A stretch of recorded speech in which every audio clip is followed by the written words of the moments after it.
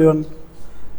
आज की इस वीडियो में हम लोग एक मैथमेटिक्स में बेसिक चैप्टर होता है, क्लास 9 से तो नहीं 10th से स्टार्ट होता है, 11th में भी होता है, 12th में भी होता है। फिर उसके बाद जितने सारे बड़े एग्ज़ाम होते हैं IIT मेंस और एडवांस के एग्ज़ाम में बहुत ही इम्पोर्टेंट रोल प्ले करता है, और वो चैप्टर का नाम है ट्रिग्नोमेट्री, है ना।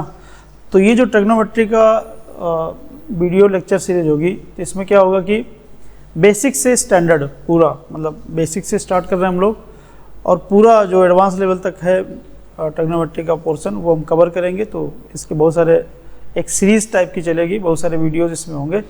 तो आज उसका ये पहला पार्ट है, इसमें आज बेसिक्स देखेंगे, बहुत ही बेसिक। तो ये मतलब हर स्टूडेंट के हर लेवल के लिए ये वीडियो सीरीज़ बहुत ही ज़रूरी है। तो अगर आपको ट्रिग्नोमेट्री के बारे में कंप्लीट नॉलेज चाहिए तो आप ये सीरीज़ फॉलो कर सकते हैं। तो आज का जो शुरुआत है वो ट्रिग्नोमेट्री पे बेस्ड होगा पूरा। तो ट्रिगोनोमेट्री, पहली बात तो हम इसके नाम पे ही जाते हैं, ठीक है। इसका नाम ये है ट्रिगोनोमेट्री। ट्राई का मतलब होता है 3 और गोनो मतलब होता है साइड्स, ठीक है। तो 3 साइड्स से जो फिगर बनता है वो बनता है ट्रायंगल। तो ट्रायंगल के बारे में पूरी जानकारी, ट्रायंगल के बारे में पूरे एनालिसिस जो होती है वो ट्रिग्नोमेट्री में की जाती है। ट्रायंगल मतलब ट्रायंगल का ज्योमेट्री पार्ट नहीं, मतलब वो ज्योमेट्री पार्ट जो ज्योमेट्री में होता है, सिमिलर ट्रायंगल, कॉन्ग्रुएंट ट्रायंगल, उसकी बात हम नहीं करेंगे यहाँ पे ट्रिग्नोमेट्रिक रेशियोज़ की बात करेंगे। कहने मतलब ट्रिग्नोमेट्री जो ट्रायंगल होता है, ट्रायंगल में 3 साइड्स, अगर मैं राइट एंगल ट्रायंगल की बात करूँ तो उसमें 3 साइड्स होती हैं, एक बेस होता है, हाइपोटेन्यूस होता है और परपेंडिकुलर होता है। वैसे भी इन जनरल ट्रायंगल में 3 साइड्स ही होती हैं, तो वहाँ पर भी ट्रिग्नोमेट्री का यूज़ करते हैं। लेकिन बेसिक जो स्टार्ट है वो राइट एंगल ट्रायंगल से स्टार्ट किया जाता है। तो आज हम उसके बारे में थोड़ी सी जानकारी लेने जा रहे हैं। तो अगर मैं राइट एंगल ट्रायंगल में बात करूँगा तो राइट एंगल ट्रायंगल आपके पास उसमें एक एंगल 90 डिग्री का होता है और 2 एंगल कितना भी हो सकते हैं, लेकिन उनका सम 180 डिग्री होना चाहिए, पूरे का सम। तो ये आपके पास 90 डिग्री एंगल हो गया, राइट। तो ये राइट एंगल ट्रायंगल है। तो राइट एंगल ट्रायंगल में जो राइट एंगल है तो उसके अपोजिट साइड हमेशा आपके पास एक हाइपोटेन्यूस होती है, उसको हम क्या कहते हैं, हाइपोटेन्यूस कहते हैं। या फिर longest side of right angle triangle को हम हाइपोटेन्यूस बोलते हैं। या फिर आप ये कह सकते हैं कि जो राइट एंगल है उसका अपोजिट साइड जो है उसको हम क्या कहेंगे, उसको हम कहते हैं हाइपोटेन्यूस।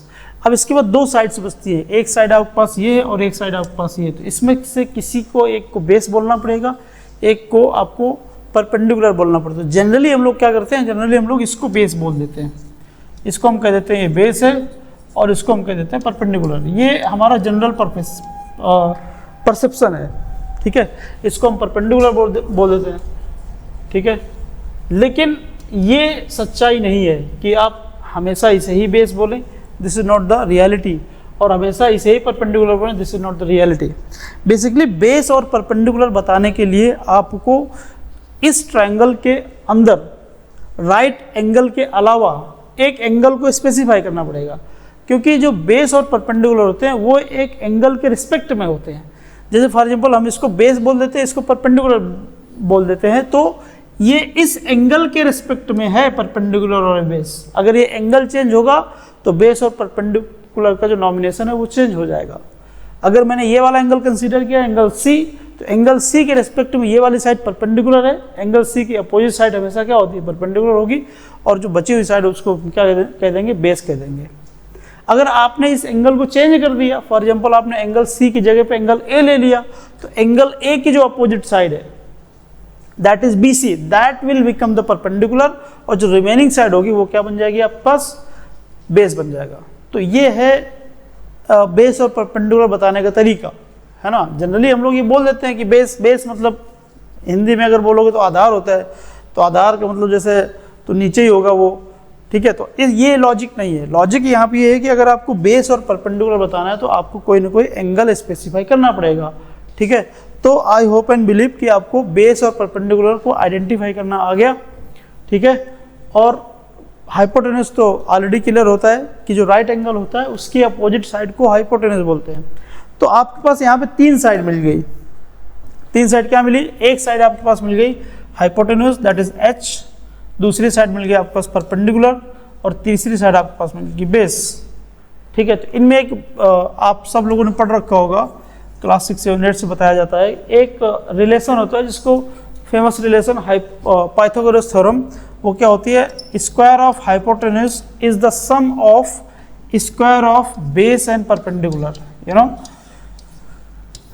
है ना, square of hypotenuse is equal to sum of square of base and square of perpendicular. ये सब लोगों ने पढ़ रखा होगा, है ना। और इनको फॉलो करने वाले जो नंबर्स होते हैं उनको ट्रिपलेट कहते हैं। ट्रिपलेट जैसे एक नंबर है 3 4 5, 3 4 5 नंबर का एक ग्रुप है ना, 3 4 5 नंबर का ग्रुप, ये हाइपोटेन्यूज ये वाली मतलब पाइथागोरस थ्योरम को क्या करता है, फॉलो करता है, तो इसको हम क्या कहते हैं, ट्रिपलेट कहते हैं। ये नंबर क्या कहलाते हैं, ट्रिपलेट। ऐसे ही आपका 6 8 और क्या हो सकता है, 10 हो सकता है।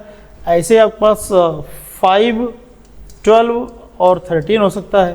तो ये जो भी पाइथागोरस थ्योरम को सेटिस्फाई करे तीन नंबर्स, उन नंबर्स को हम क्या कहते हैं, उन नंबर्स को कहते हैं कि पाइथागोरस ट्रिपलेट। ठीक है, तो यहाँ तक मेरे ख्याल से समझ में आई। अभी तक जो हमने समझा, राइट एंगल ट्रायंगल में परपेंडिकुलर किसको डिजाइन करेंगे, किसको बोलेंगे, बेस किसको बोलेंगे, और हाइपोटेन्यूज किसको बोलेंगे। हाइपोटेन्यूज तो क्लियर रहता है क्योंकि वहाँ पे जो भी राइट एंगल होगा उसके अपोजिट साइड को हाइपोटेन्यूज बोल देंगे, और जो एंगल को स्पेसिफाई करेंगे उस एंगल की अपोजिट साइड को परपेंडिकुलर बोल देंगे, और जो रिमेनिंग साइड होगी उसको हम बेस बोल देंगे। तो यहाँ तक आपको क्लियर हुआ। फिर इसके बाद हमने पढ़ा एक पाइथागोरस थ्योरम, ये आपने क्लास 6 7 8 में पढ़ा होगा, अगर थोड़ा सा भी ट्रायंगल पढ़ा होगा तो वहाँ पे ये बताया जाता है कि square of hypotenuse is equal to the sum of square of base and the square of perpendicular. ठीक है, फिर आपने कुछ ट्रिपलेट नंबर्स देखे, पाइथागोरस ट्रिपलेट जो पाइथागोरस थ्योरम को सेटिस्फाई करते हैं। जैसे मैंने पहला नंबर लिया 3 4 5, जरा देखिए ये नंबर सेटिस्फाई करता है। सबसे ये h इक्वल टू 5 हो जाएगा, है ना, और बाकी इसमें से किसी को भी h, किसी को भी p ले सकते हैं, है ना, किसी को b ले सकते हैं, किसी को भी p ले सकते हैं, क्योंकि अभी आपके पास यहाँ पे एंगल स्पेसिफाई नहीं है। ठीक है, तो इस तरीके से आपने दो चीज़ें देखी यहाँ पे। अब थोड़ा सा हम ट्रिग्नोमेट्री की तरफ, ट्रिग्नोमेट्री का मतलब किस तरीके से उसका पिक्चर में आई आपके पास, ट्रिग्नोमेट्री कैसे आपके पास सिलेबस में आ गई, किस तरीके से उसका आना हुआ, तो जरा हम देखते हैं। तो आपके पास तीन साइड आ चुकी हैं, एक आपके पास है एच है, एक आपके पास बेस है, और एक आपके पास परपेंडिकुलर है। ठीक है, तो अगर मैं इन तीन साइड में से कोई दो साइड लूँ तो अब मेरे पास उसके लेने कितने तरीके होंगे। इन तीन साइड में अगर मैं दो साइड का पेयर बनाऊँ तो मैं क्या कर सकता हूँ, मैं एच बी ले सकता हूँ, और मैं एच पी ले सकता हूँ, और मैं बी पी ले सकता हूँ। जब मैं एच बी कह रहा हूँ तो एच का मतलब हाइपोटेन्यूज, बी का मतलब बेस, और एच का मतलब हाइपोटेन्यूज, पी का मतलब परपेंडिकुलर, बी का मतलब बेस, और पी का मतलब परपेंडिकुलर। मतलब मेरे पास तीन ऑप्शन हैं, right. I have 3 options to select any 2 of these 3, right. तीन में से कोई दो सेलेक्ट करने के पास मेरे पास 3 ऑप्शन है। ठीक है, वो ऑप्शन ये है। ठीक है, अगर मैं इनका रेशियो निकालूं, रेशियो कैसे निकालेंगे, रेशियो अगर मैं ऐसे निकालूं P/H, एक रेशियो ये हो सकता है, और B/H एक रेशियो ये हो सकता है, और P/B एक रेशियो ये हो सकता है। ठीक है, तो ये जो एक तरीके से, ये तो एक तरीके का सिलेक्शन है, ये एक तरीके से क्या है, this is nothing but selection. ये एक तरीके का आपके पास सिलेक्शन है। 3 नंबर में से कोई 2 नंबर लेने के तरीके, वो 3 तरीके हैं, और उनमें से उनका रेशियो ले सकते हैं। ठीक है, तो एक रेशियो ये हो गया, एक रेशियो ये हो गया, एक रेशियो ये हो गया। अब आप कह सकते हैं कि हम ये रेशियो P/H ना लिख के हम H/P लिखें, बिल्कुल कह सकते हैं, क्योंकि ये भी तो रेशियो है। अगर P/H रेशियो तो क्या H/P रेशियो नहीं है, और अगर B/H रेशियो तो क्या H/B रेशियो नहीं है, और अगर P/B रेशियो तो B/P भी रेशियो है। ठीक है, तो इस तरीके से आपने एक राइट एंगल ट्रायंगल लिया। राइट एंगल ट्रायंगल में आपके पास 3 साइड होती हैं, दैट इज H, B और P, और उनके रेशियो निकाले तो आपके पास 6 रेशियो आ गए। ठीक है, ये आपके पास 6 रेशियो आ गए। ये जो 6 रेशियो है इनको ही ट्रिग्नोमेट्रिक रेशियो बोलते हैं। ये जो 6 रेशियो जो आपके सामने आए हैं, इनको ही क्या कहते हैं, इनको ही 6 ट्रिग्नोमेट्रिक रेशियो बोलते हैं। अब जैसे ये है, इसको हम साइन थीटा बोलते हैं, इसको हम क्या कहते हैं, साइन थीटा। इसको हम कहते हैं कॉस थीटा, इसको हम कहते हैं टैन थीटा, इसको हम कहते हैं, देखो ये जो है h/p इसका रेसिप्रोकल है, तो इसको हम कहेंगे कॉसेक थीटा, और h/b इसका रेसिप्रोकल है, इसको हम कहेंगे सेक थीटा, और p/b इसका रेसिप्रोकल, इसको हम कहेंगे कॉट थीटा। ठीक है, तो ये 6 रेशियोज को ये अलग अलग नाम दिए गए हैं, 6 नेम्स आर देयर, तो इनको हम ट्रिग्नोमेट्रिक रेशियो कहते हैं। तो पूरा discussion sine theta, cos theta, tan theta, cosec theta, sec theta, cot theta, इनके बारे में ही चलेगा। थीटा अपना एंगल रहेगा, थीटा अभी तो ट्रायंगल में है, तो हम ये कहेंगे कि इनकी वैल्यू, थीटा की जो वैल्यू होगी 0 से 180 के बीच में होगी। ठीक है, लेकिन ये आगे आने वाले टाइम में आप देखोगे कुछ भी हो सकता है। ठीक है, तो पूरा जो ट्रिग्नोमेट्रिक है, ये 6 रेशियोज के बारे में जानकारी लेंगे, इन्हीं के बारे में पूरा बात करता है। ये बात, इनको बोला जाएगा फंक्शन है कि कंटिन्यूअस है कि नहीं है, डिफरेंशिएबल है कि नहीं है, इनका डोमेन क्या है, इनका रेंज क्या है, इनके ग्राफ क्या है, इनका इन्वर्स फंक्शन कैसे निकलता है, ये अगर 180 से ऊपर एंगल पहुंच जाएगा तो इनकी वैल्यू कैसे निकलती है, या फिर 180 तक ही साइन 0 की वैल्यू क्या होती है, साइन 30 की वैल्यू क्या होती है, 60 की वैल्यू क्या होती है, इनमें आपस में क्या रिलेशन होता है। तो यही हम लोग इस पूरे ट्रिग्नोमेट्रिक के जो लेक्चर सीरीज है इसमें हम बात करने वाले हैं। ठीक है, तो ये बेसिक चीज़ है, आप ये जरा समझिएगा। तो कहने का मतलब आपके पास अभी फ़िलहाल क्या निकल के आया, अभी फ़िलहाल आपके पास ये निकल के आया जो साइन थीटा होता है। साइन थीटा क्या होता है, साइन थीटा आपके पास होता है परपेंडिकुलर अपॉन हाइपोटेनस, और जो अपना कॉस थीटा होता है ये आपके पास होता है बेस अपॉन हाइपोटेनस, और जो अपना टैन थीटा होता है वो अपना क्या होता है, परपेंडिकुलर अपॉन बेस। फिर इसके बाद कॉट थीटा की बात करें अगर, तो वो होता है आपके पास b/p। फिर इसके बाद अगर हम सेक थीटा की बात करें तो वो कॉस का रेसिप्रोकल होता है, तो दिस इज नॉट b/h, हाँ दिस इज h/b। और अगर हम कॉसेक थीटा की बात करें तो वो होता है आपके पास h/p। तो ये आप देख पा रहे हैं, this is what is the trigonometric ratios और उनके बीच का रिलेशन। तो इनका एक निमोनिक्स ऐसे ही बनाते हैं मजाक मजाक में, जैसे मान लीजिए देखो ये 3 अगर आपको याद हो जाएं, दिस 3 राइट, बाकी जो है इसके बाद क्या है, इसके बाद इनके रेसिप्रोकल है। कॉट थीटा टैन का रेसिप्रोकल होता है, सेक थीटा कॉसेक का रेसिप्रोकल होता है, कॉसेक साइन का रेसिप्रोकल होता है। ये आपको याद रखना पड़ेगा कि कौन किसका रेसिप्रोकल है। तो ऐसे निमोनिक्स बना लेते हैं, मान लीजिए जैसे इसको लिख दिया जाता है p/b/p, और नीचे आपके पास आएगा h/b। तो ये आपके पास हो गया साइन थीटा, ये आपके पास हो गया कॉस थीटा, ये आपके पास हो गया टैन थीटा। इनके अलग अलग निमोनिक्स हैं, वो आप अपने हिसाब से बना सकते हो याद करने के लिए। बाकी अगर ये 3 याद हो जाते हैं तो बाकी 3 याद हो जाएंगे। तो जैसे निमोनिक्स लोग ऐसे बोलते हैं कि पाकिस्तान भूखा प्यासा, पाकिस्तान भूखा प्यासा, इधर पे क्या हो गया, हिंदुस्तान हरा भरा। तो मतलब ये तो एक याद करने के लिए है, बाकी इसमें कोई पाकिस्तान को डिग्रेड करने की जरूरत नहीं है यहाँ पे। ठीक है, तो ये दिस 6 ट्रिग्नोमेट्रिक रेशियो। अब इनमें रिलेशन क्या होता है, आपने देखा साइन का रेसिप्रोकल कौन है, कॉसेक है। तो आप देखोगे कि साइन थीटा जो है उसको हम क्या लिख सकते हैं, साइन थीटा को लिख सकते हैं 1/कॉसेक थीटा लिख सकते हैं। ठीक है, ऐसे ही कॉस थीटा को आप क्या लिख सकते हैं, कॉस थीटा को लिख सकते हैं 1/सेक थीटा लिख सकते हैं। ऐसे ही टैन थीटा को क्या लिख सकते हैं आप, टैन थीटा लिख सकते हैं 1/कॉट थीटा। ठीक है, तो ये आपका जो है ये बहुत विजिबल है, कहाँ से, इन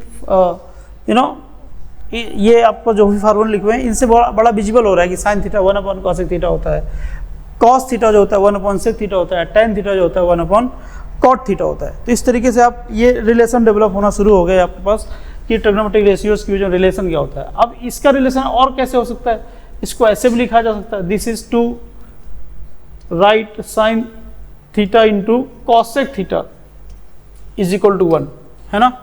और वैसे ही सेम लॉजिक के साथ इसको भी लिख सकते हैं क्या, cos theta into sec theta is equal to 1। और ऐसे ही आप यहाँ पर लिख सकते हैं tan theta into cot theta is equal to 1। ठीक है, तो ये बेसिकली एलिमेंट्री रिलेशंस हैं बिटवीन ट्रिग्नोमेट्रिक रेशियोज। ठीक है, these are the elementary relation between trigonometric ratios. अब जरा देखिए यहाँ पे क्या हो रहा है, समझते हैं एक बात और। हमने अभी तक जो पढ़ा वो sine theta is equal to 1 upon cosec theta और cos theta is equal to हमने पढ़ा 1 अपॉन सेक थीटा और अपने tan theta is equal to पढ़ा 1 अपॉन कॉट थीटा, है ना। फिर आपने इसको इधर मल्टीप्लाई करके वैसे कर लिया। तो क्या हम इसको ये नहीं लिख सकते हैं क्या, cosec theta is equal to 1 upon sine theta, है ना भाई। अगर हम ये कह रहे हैं कि साइन थीटा कॉसेक का रेसिप्रोकल होता है तो ये भी कह सकते हैं कि कॉसेक साइन का रेसिप्रोकल होता है। ऐसे ही हम ये भी लिख सकते हैं क्या, sec theta is equal to क्या 1 अपॉन कॉस थीटा और यहाँ पे cot theta is equal to क्या 1 अपॉन टेन थीटा। और कुछ रिलेशन हो सकता है क्या, जरा देखते हैं। आपको पता है कि जो साइन थीटा होता है, बेसिकली साइन थीटा क्या होता है, साइन थीटा होता है p/h। आप जानते हैं, पीछे आपने पढ़ा। कॉस थीटा जो होता है वो क्या होता है b/h। ठीक है, तो अगर मैं आपसे कहूँ टेन थीटा बताइए, तो टेन थीटा क्या आता है, टेन थीटा आपके पास आएगा, वो आपके पास होता है क्या p/b होता है, यू नो p/b। तो क्या इसको साइन और कॉस के फॉर्मेट में लिख सकते हैं क्या, तो जरा देखिए, इसको हम लिख सकते हैं p/h whole divided by b/h। बताइए लिख सकते हैं नहीं लिख सकते भाई। ऊपर p लिखा था, इसमें आपने h से डिवाइड कर दिया, मतलब न्यूमरेटर में h से डिवाइड कर दिया और डिनोमिनेटर में भी h से डिवाइड कर दिया। तो जरा देखिए p/h क्या है, क्या ये साइन थीटा नहीं है, और b/h क्या है, क्या ये कॉस थीटा नहीं है। तो आपके पास क्या आ गया, sine theta is equal to tan theta is equal to sine theta upon cos theta. तो now you have got another relation that is tan theta is equal to sin theta upon cos theta. तो मतलब ये बहुत basic है, इसमें कोई बहुत अभी हम अंदर नहीं घुसे कुछ भी, ये बहुत ही बेसिक है। sin थीटा tan थीटा जो होता है sin theta upon cos theta होता है। ऐसे ही जब tan थीटा आपके पास क्या निकल के आ गया, tan थीटा आपके पास निकल के आ गया sin theta upon cos theta. ठीक है, cos थीटा। तो cot थीटा क्या निकल के आ जाएगा बताइए, cot थीटा आपके पास आ जाएगा cos थीटा अपॉन क्या sin थीटा। tan थीटा अगर आपके पास sin theta upon cos theta होता है तो cot थीटा क्या होगा, cos theta upon sin theta होगा। तो क्योंकि ये आपस में रेसिप्रोकल होते हैं इसलिए यहाँ पे sin बाई cos होता है, यहाँ पे cos बाई sin हो जाएगा। ठीक है, तो ऐसे ही हम लोग डेवलप करने वाले हैं relations between trigonometric ratios, right. तो now you can refer to next video. Thank you for watching.